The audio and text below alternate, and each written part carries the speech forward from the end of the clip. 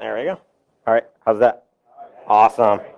All right. So yeah, my name is Maxime Lamothe Brassard, or Maxime Lamothe Brassard. So if you have questions in French, it's all good. English, obviously, is also fine. Um, I work at Google in Mountain View. However, this talk is my views are my own and not my employer's. A usual disclaimer. So LimaCharlie, open source, cross-platform, automated EDR. So that's a lot of things in a row, but I'll just introduce it. So the first thing is, well, I bet most people here have started to look at an EDR. So EDR, just to be sure everybody's on the same page, endpoint defense, detection and response. That's the one. Essentially some endpoint solution, right? So everybody's looked at that, and they decided to put their hard-earned money into some EDR. And I bet one of the things they told themselves is, damn, I wish this wasn't so expensive. So that's a very fair point. Now, maybe you bought that solution, and someday you actually get a detection out of it, hopefully. So it detects something. And then let's say it's some kind of like PowerShell-based, bad malware. And all you get is some kind of process tree. And you go, cool story, bro, but this is really not helping me all that much. I really, really wish that I could actually have more context about what it's detecting so that I could actually respond in a better way rather than having some kind of spoon-fed, here's what you get. Finally, well, maybe you're lucky and what you have is one of those next-gen EDRs. So what it means is that it hooks in VirusTotals and you can download files. So you actually do decide, okay, I'm going to get that PowerShell file. And you sit down in your console and you say, okay, I want to get this file from this computer. And if you're really, really, really lucky, you're going to get it in 5 minutes. If you're not so lucky, maybe you'll get it in 6 hours. Now, this is really a big problem. Because if it's malware, if it decides to delete itself, if something's actually attacking your system, the last thing that you need is to be able to respond 5 minutes later when everything might be just over. So I just wish I didn't have to go and do this manually. If there's something bad, there's some things that I'm always doing when I'm responding to this, and maybe getting the files, one of them, maybe getting the files that it touched is one of them, maybe getting the domain names that it accesses is one thing. But I just wish I didn't have to do this manually because this is just a waste of my time. It's the most boring part of the job. You want to get everything that you need, and then you can actually start and go hunting. I wish I could also do some searches. So here's a scenario. Some organization, let's call them maybe RCMP, comes to your door and says, hey, we think that your company might be owned by some piece of malware. Maybe it's some other regulatory organization. They come to you and they say, hey, we think there's some piece of malware. And in that report, they're going to have some maybe domains, maybe hashes. And that's cool, but maybe they have more. And really, what you'd like to do is to be able to go and look historically on your network, because today, maybe they're not on your network, but maybe they were there yesterday. And most tools, will allow you to search by hash. Great. But there's a lot more to hashes to security. So I just wish I could do more than just hashes. I wish I didn't have to wait for the vendor. I'm looking on some blog report online about some crazy new piece of malware, and I'm thinking, holy shit, is this on my network? And then I look, and my EDR vendor doesn't support it yet.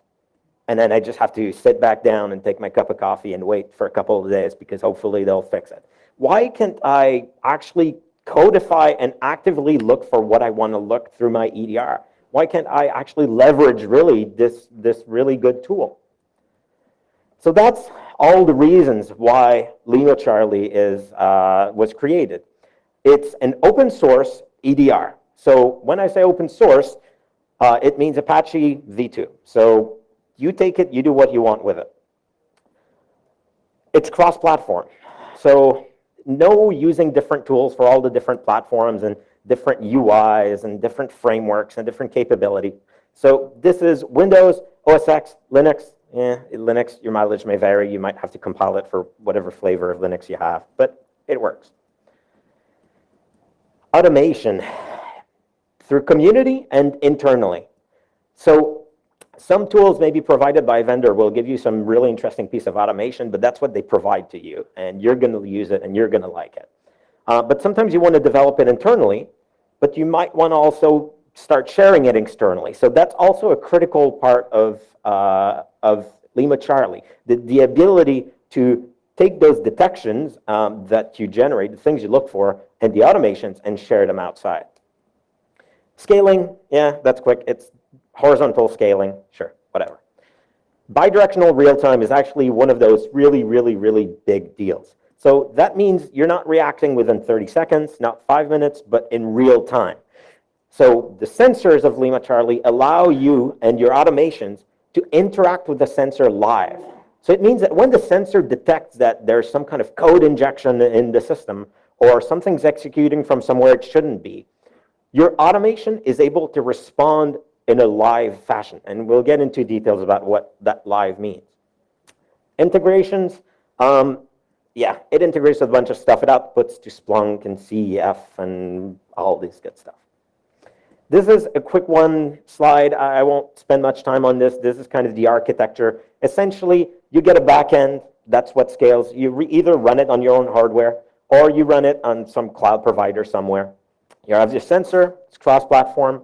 And the sensor connects to the cloud over a persistent connection, which is what gives you this live response, and wherever the sensor is. It's not just on your LAN. It could be a laptop from your CEO that decided to bring it to China because it's a great idea.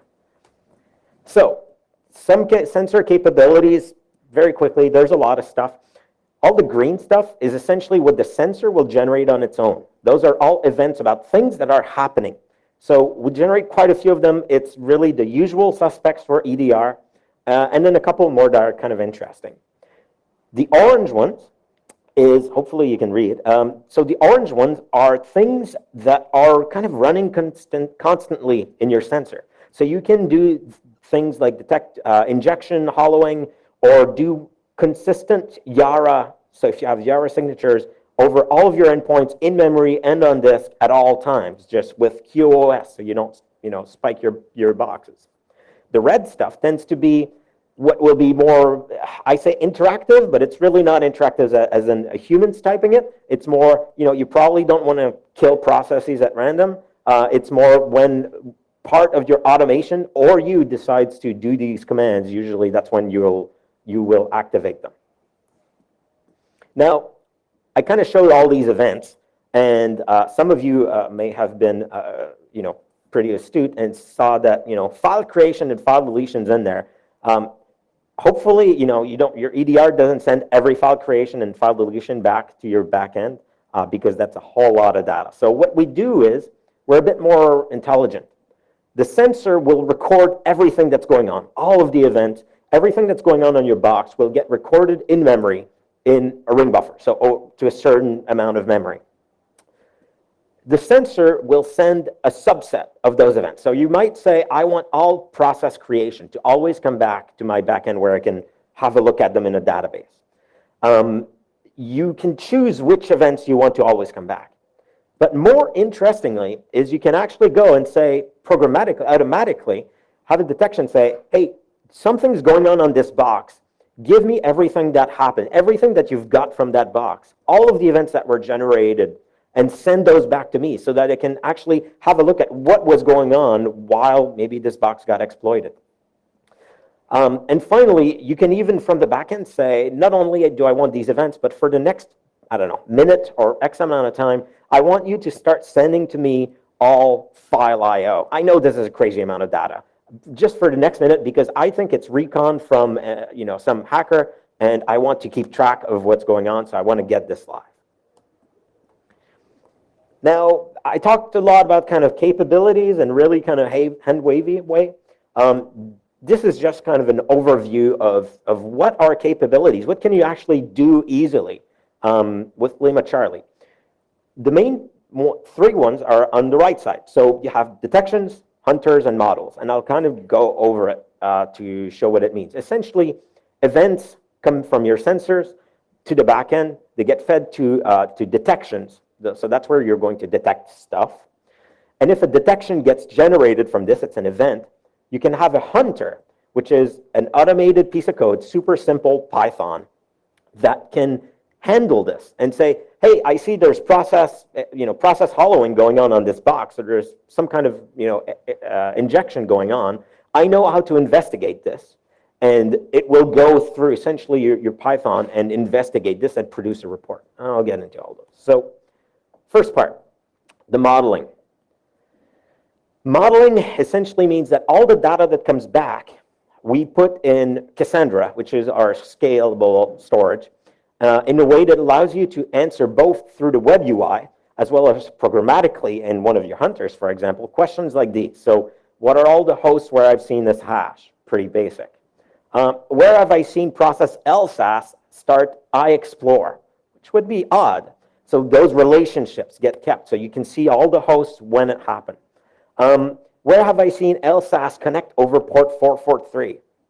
Or what percentages of hosts have seen WinINet loaded in Notepad? So these are all examples of relationships around objects. Essentially in objects, everything you can think of. And you're able to get statistical information and where different things have executed. Second part of the model, another part of the model is the crawling. Crawling allows you to do something like this. What it means essentially is that every single event we get from the sensor has a relationship to other events. So when a process gets created and a module gets loaded, the module is related to the parent. When a connection over the network is created, it's related to the process. All of this is available to you both via the web UI. So when you're investigating, you can say, I want to zero in on this process, and I want to see all the files it has accessed, all the, the DNS requests, the TCP connection, everything you want. You can also do this programmatically. So if you have this great idea of how to investigate, process hollowing, you can actually go and programmatically say, well, I'm going to take the process where I've seen the hollowing, and I'm going to look for any documents that it has written to disk, and then programmatically go through those, and maybe you want to fetch those files and things like that. File caching. File caching is pretty interesting. One of the common problems that we get when we're investigating stuff is the self-delete aspect of it. So maybe you get hit by some kind of PowerShell, and by the time that you've determined that this PowerShell execution was bad, well, everything's over because they've self-deleted, they've installed, their bootstrap in the system, and they've injected into everything. So what we do is, anytime there's a file that gets created in the system of certain types, not every file, we're not crazy, but of a certain type, which again, you fully choose, we're going to keep a cached version in memory, again in a ring buffer. And we are going to generate a stub event that says, hey, I've seen and I've cached this file. Now, what that means is when we do that in the sensor, now we're in the cloud and we say, hey, holy shit, I've seen, what is this example, right? A Word document was opened and it spawned ipconfig. This is bad. Well, the Word document's not there anymore. I think it had an exploit somewhere in it. I would sure like to get it. Well, from the backend, you're able to do a very simple document get with that file. And you're able to actually go and retrieve that document or that PowerShell script or batch file or exe or DLL or whatever it is. So that allows you to not always be like catching up to whoever got on your network. And who hasn't had one of those alerts where you're investigating, something's weird, you get in the box, you look at it, you can't find anything. Well, are they on there? I don't know. Maybe, maybe not. And realistically, everybody else got work to do, so they'll move on, right? Well, with this, actually, you're able to go back in time and really go to the bottom of it. Now, the interesting part, automated hunting. So in this example of automated hunting, we're looking at detecting recon. So that's the first part. That's a detection that we're going to create. That detection uses stateful detection. Essentially, what that means is we have a way of a simple framework that in Python, very easily, you can correlate different events coming in from a sensor and generate a detection based on that. You can do that in the cloud, in the backend. You can also do that in the sensor if you really, really want to.